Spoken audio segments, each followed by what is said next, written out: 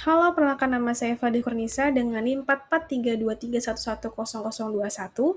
Pada kesempatan kali ini saya akan mempresentasikan mengenai aspek metodologis konstruktivis dan juga kritis. Oke, baik. Sebelum kita mengetahui lebih jauh aspek metodologis, konstruktivitis, dan kritis lebih detail, kita perlu paham terlebih dahulu paradigma secara umumnya. Paradigma menurut para ahli ialah, menurut Hume 1962 menjelaskan bahwasannya paradigma penelitian adalah seperangkat keyakinan dan juga persetujuan bersama antara ilmuwan satu dengan ilmuwan lainnya, membahas mengenai bagaimana sebuah masalah harus ditangani dan juga dipahami. Tetapi menurut Guber dan juga Linshon 1928 berpendapat bahwasannya paradigma penelitian merupakan cara peneliti untuk dapat memahami permasalahan tertentu dengan kriteria untuk dapat menguji guna ditemukannya suatu permasalahan. Selanjutnya di sini ada paradigma memiliki beberapa terminologi filosofi. Di sini ada 4. Yang pertama ada epistemologi, aksiologi, ontologi, dan juga metodologi. Yang pertama, epistemologi merupakan bagaimana suatu itu bisa diketahui. Jadi kita memahami betul suatu hal, bagaimana tersebut bisa diketahui atau bisa dipahami. Yang kedua ada aksiologi, menjelaskan mengenai sebuah nilai dasar suatu penelitian. Jadi kita harus memahami betul nilai-nilai dasar yang dilakukan atau konsep apa yang dilakukan untuk pada penelitian tersebut. Yang selanjutnya ada ontologi, apa yang ingin kita ketahui dan biasanya berhubungan erat dengan realitas. Dan terakhir ada metodologi, yang dimana bagaimana seorang ilmuwan mencari tahu, mencari suatu hal atau memahami suatu hal yang ingin ia ketahui. Seperti itu. Di sini ada jenis-jenis paradigma penelitian. Yang pertama ada konstruktivistik, positivistik, pragmatis, subjektivis, dan juga kritis. Kita bahas yang pertama, konstruktivistik.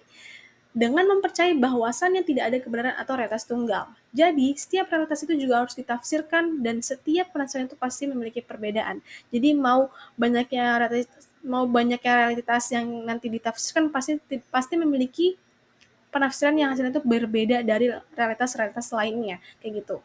Dan untuk konstruktivitas ini menggunakan pendekatan yang digunakan adalah pendekatan kualitatif. Jadi bukan kuantitatif, kita lebih fokus pada kualitatif. Beda dengan positivistik.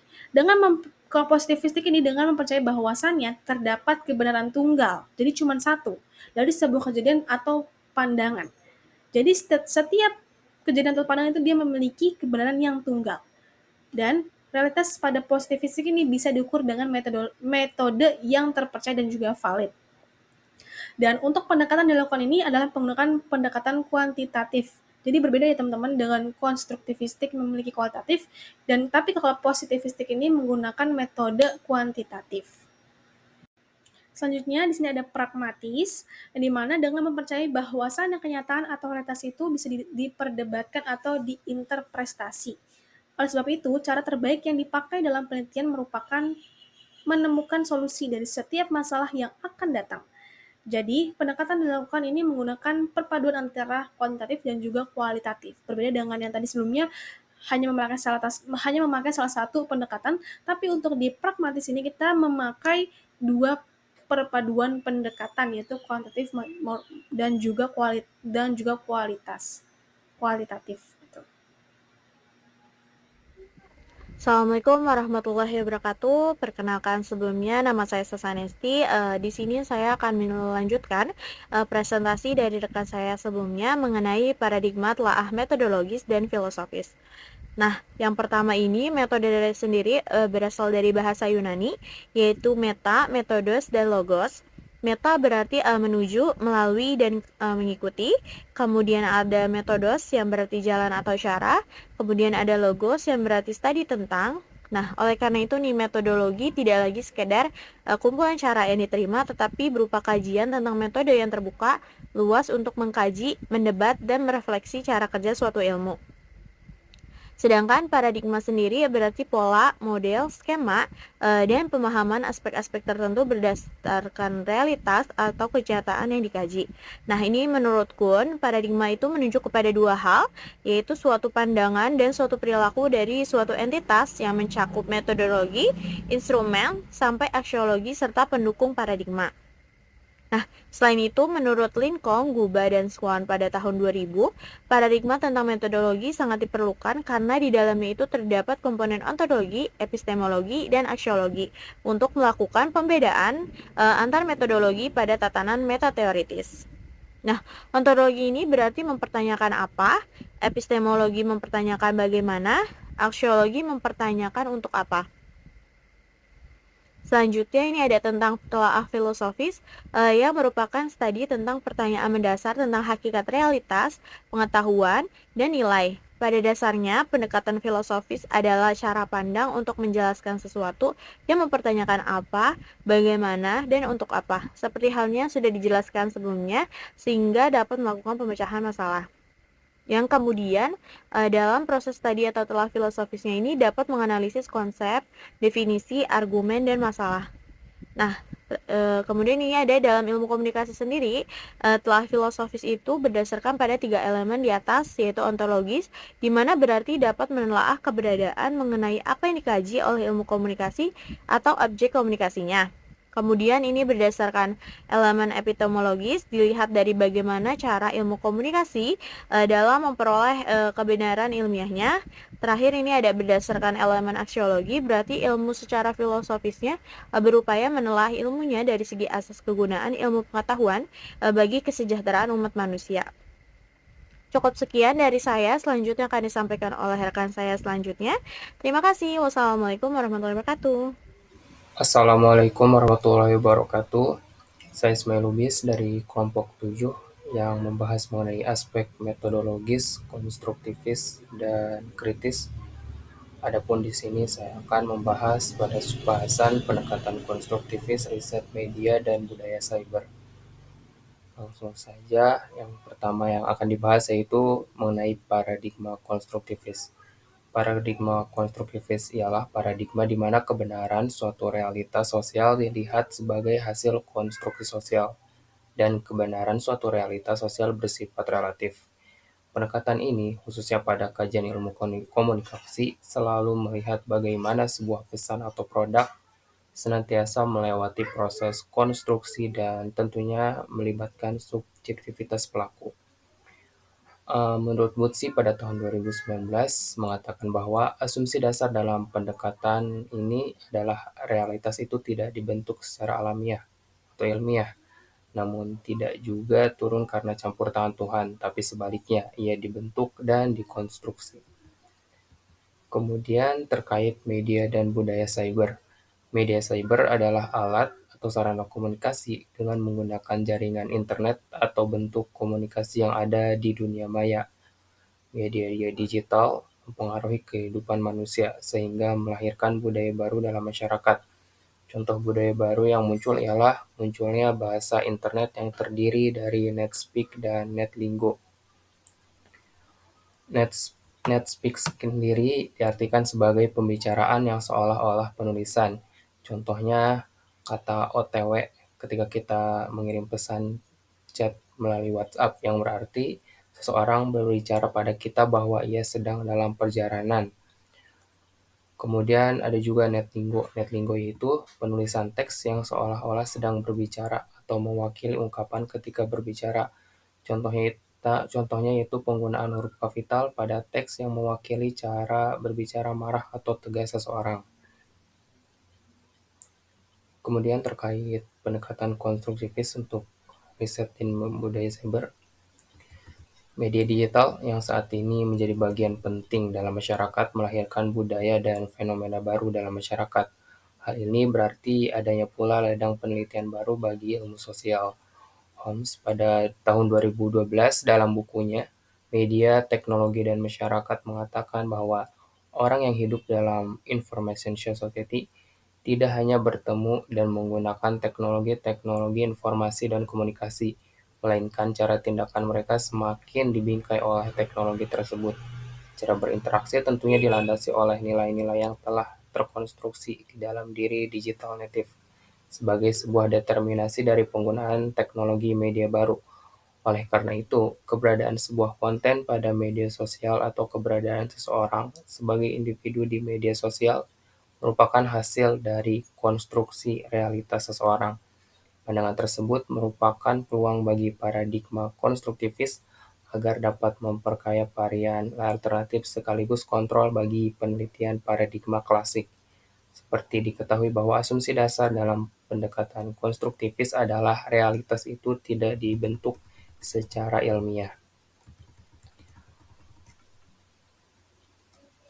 Kemudian, media cyber yang bersifat universal bagi masyarakat luas menjadikan halayak media cyber sangat beragam, dari latar belakang kehidupan hingga pendidikan.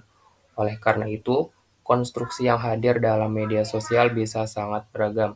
Paradigma konstruktivis sesuai untuk penelitian dalam media cyber, karena pendekatan ini melihat setiap orang mempunyai pengalaman, preferensi, pendidikan tertentu, dan lingkungan pergaulan atau sosial tertentu, di mana semua itu suatu saat akan digunakan untuk menafsirkan realitas sosial yang ada di sekelilingnya dengan konstruksinya masing-masing. Kemudian hadirnya Netspeak dan Netlingo menunjukkan bahwa keberadaan simbol tak bisa lepas dari realitas pada media cyber. Hal ini menjadi alasan paradigma konstruktivis bisa masuk pada penelitian pada media dan budaya cyber. Karena pada paradigma konstruktivis melihat keberadaan simbol atau bahasa menjadi penting dalam membentuk realitas. Kemudian terkait aspek kemudahan, paradigma konstruktivis dalam penelitian atau pengamatan di ruang cyber kini terfasilitasi dengan berbagai fitur dan tools dalam internet. Berbagai fitur dan tools pada media digital memudahkan pendekatan ini dalam melakukan penelitian, seperti adanya ruang untuk mengungkapkan pendapat yang terbuka dengan adanya media sosial. Kemudian adanya istilah trending topik atau viral yang memudahkan melihat arus dan opini publik di dunia maya. Kemudian karakteristik media cyber yang membuat setiap individu bisa berinteraksi, seperti memberikan pendapat, memberi like, share, komen, kini dapat terukur secara kuantitatif, seperti berapa yang mengklik like, berapa kali sebuah postingan di-share, dan seterusnya. Kemudian analisis jaringan sosial atau komunikasi juga bisa dilakukan dengan menggunakan tools atau software analisa dan monitoring komunikasi, seperti Hootsuite, Nexalogy, MediaWave, dan Model X.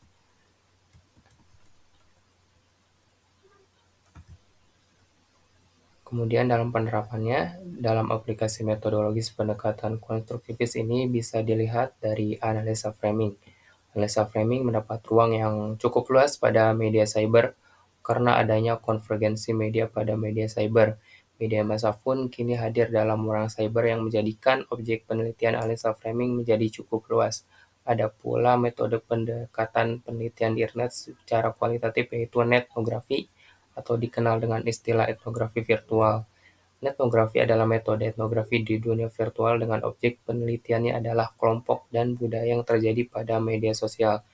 Contoh penelitian lain terkait pendekatan ini yaitu konstruksi iklan pada media sosial, analisa framing konten media sosial, studi etnografi virtual tentang budaya mahasiswa dalam perkuliahan online, studi etnografi virtual fenomena media sosial, contohnya meme, kemudian studi fenomena cancel culture, dan lain-lain. Sekian presentasi pada subahan saya. Terima kasih. Wassalamualaikum warahmatullahi wabarakatuh. Assalamualaikum warahmatullahi wabarakatuh. Perkenalkan, nama saya Rakes Prameswara. Saya dari kelompok 7, mata kuliah Cyberkultur. Pada kesempatan kali ini, saya akan mempresentasikan tentang pendekatan kritis, riset, media, dan budaya cyber. Pertama-tama, pendekatan kritis dalam media cyber melibatkan analisis mendalam, evaluasi, dan kritik terhadap konten dan fenomena yang muncul di ruang digital, melibatkan pemahaman yang mendalam tentang bagaimana teknologi informasi dan komunikasi memengaruhi cara kita berinteraksi dengan informasi, budaya, dan politik. Pendekatan kritis akan menginterogasi framing yang digunakan, mencari tahu apakah ada bias atau manipulasi yang disengaja, dan bagaimana framing tersebut memengaruhi persepsi publik. Pendahuluan evaluasi terhadap keandalan informasi. Di era informasi digital, penyebaran informasi yang salah atau palsu yang sangat umum, pendekatan kritis melibatkan evaluasi terhadap keandalan informasi yang ditemukan di media cyber. Ini melibatkan memeriksa sumber, verifikasi fakta, dan mempertanyakan motif di balik informasi tersebut. Analisis terhadap pengaruh algoritma.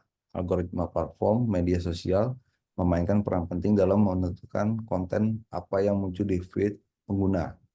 Pendekatan kritis melibatkan analisis terhadap bagaimana algoritma tersebut bekerja, bagaimana mereka memengaruhi perilaku pengguna, dan apakah ada implikasi sosial, politik, atau ekonomi yang terkait dengan penggunaan algoritma tersebut. Terhadap budaya internet. Budaya internet memiliki dinamika yang unik, sering mencerminkan aspek-aspek sosial, politik, dan budaya dari masyarakat di mana mereka muncul. Pendekatan kritis akan menganalisis budaya internet termasuk meme, tren, dan norma-norma komunitas untuk memahami implikasi mereka dalam konteks yang lebih luas. Kritik terhadap etika digital. Etika digital berkaitan dengan pertanyaan tentang bagaimana kita seharusnya bertindak dan berinteraksi di dunia digital. Pendekatan kritis akan mengeksplorasi isu-isu seperti privasi data, keamanan online, dan pertanyaan etis seputar penggunaan teknologi baru seperti kecerdasan buatan dan biometrik. Integrasi terhadap framing. Setelah framing diidentifikasi, analisis kritis akan menginterogasi alasan dibalik pemilihan framing tersebut. Lalu, apakah ada motif politik, ekonomi, atau ideologis yang mendasari pemilihan framing tersebut? Pertama, deteksi bias dan manipulasi kritis dalam dunia cyber. Salah satu aspek penting dari analisis kritis adalah mendeteksi apakah ada bias atau manipulasi yang disengaja dalam framing media tersebut. Bias bisa muncul dalam bentuk pengabaian terhadap fakta atau pemilihan kata yang merendahkan atau membesarkan suatu peristiwa. Pengaruh terhadap persepsi publik. Framing media memiliki dampak langsung terhadap cara masyarakat memahami suatu isu. Analisis kritis akan mempertimbangkan bagaimana framing tersebut dapat mempengaruhi persepsi publik dan memengaruhi sikap dan tindakan mereka terkait dengan isu tersebut. Contohnya, sebuah berita tentang perubahan kebijakan pemerintah terhadap kesehatan dapat di-framing secara berbeda. Misalnya, suatu outlet berita mungkin memilih untuk menekankan peningkatan akses ke layanan kesehatan sebagai aspek positif. Sementara outlet lain mungkin lebih fokus pada kritik terhadap biaya tambahan yang diterapkan kepada pasien. Analisis kritis akan memperhatikan bagaimana pemilihan framing tersebut dapat mempengaruhi persepsi publik tentang kebijakan kesehatan. Sekian presentasi dari saya, selanjutnya akan dilanjutkan oleh rekan saya. Sekian dan terima kasih. Oke, baik. Selanjutnya adalah evaluasi terhadap keandalan informasi. Di era informasi digital seperti saat ini, keandalan informasi seringkali dipertanyakan karena penyebaran informasi yang salah atau yang palsu menjadi sangat umum. Pendekatan kritis dalam evaluasi keandalan informasi melibatkan diantaranya yang pertama adalah pemeriksaan sumber. Langkah pertama dalam evaluasi keandalan informasi adalah memeriksa sumbernya. Jika sumber dari informasi tersebut dapat dipercaya, maka informasi yang disampaikan akan memiliki reputasi yang baik dan pastinya informasi tersebut mengutip data yang dapat diverifikasi. Yang kedua adalah verifikasi fakta. Verifikasi fakta menjadi sangat penting dalam sebuah cerita atau informasi. Verifikasi fakta ini dapat dilakukan dengan membandingkan informasi dengan sumber lain atau melakukan penelusuran sendiri untuk mencari konfirmasi dari fakta yang dikemukakan.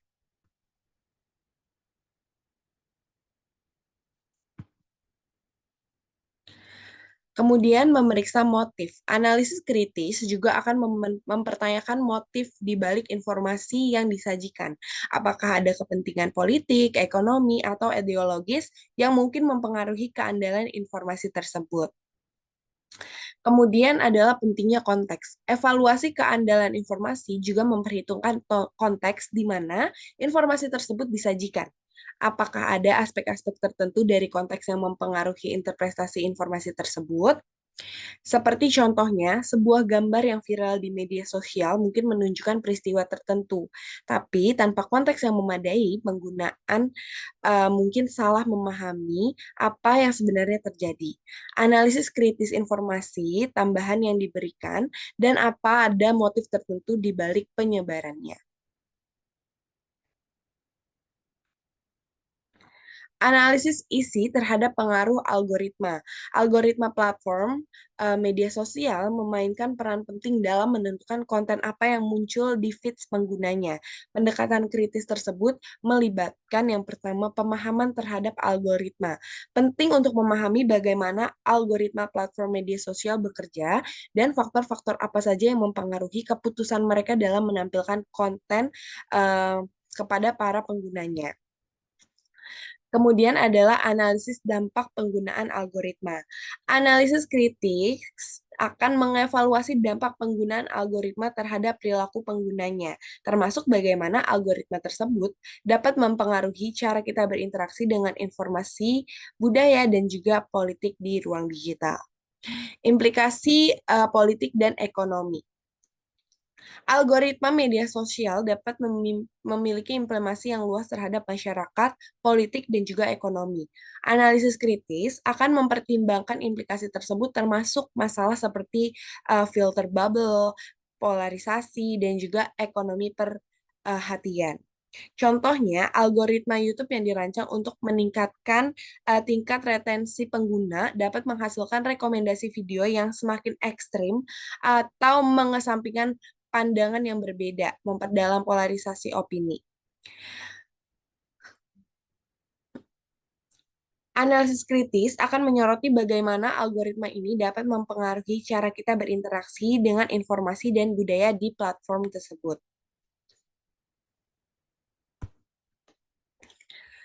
Kemudian, studi kritis terhadap budaya internet. Budaya internet memiliki dinamika yang unik dan seringkali mencerminkan aspek-aspek sosial, politik, dan budaya di masyarakat di mana mereka muncul.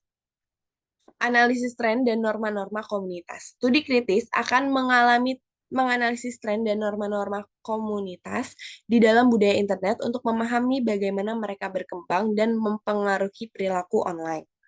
Pemahaman terhadap pengaruh budaya pop, budaya internet seringkali merupakan bagian dari budaya populer yang lebih luas lagi.